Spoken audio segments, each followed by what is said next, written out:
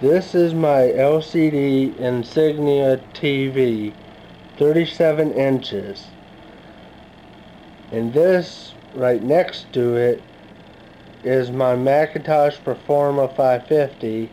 And as you can see, beside it, on top, is the Apple II GS. And below it is the Apple IIe. And if I change my TV setting to composite,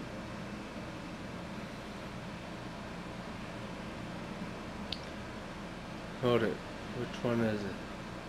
There it is.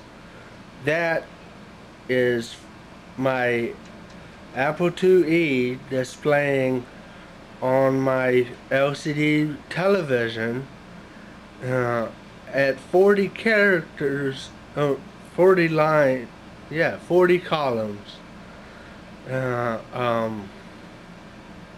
instead of the 80 column with the expanded memory card. But it still is just freaking sweet. I mean, God, look at that.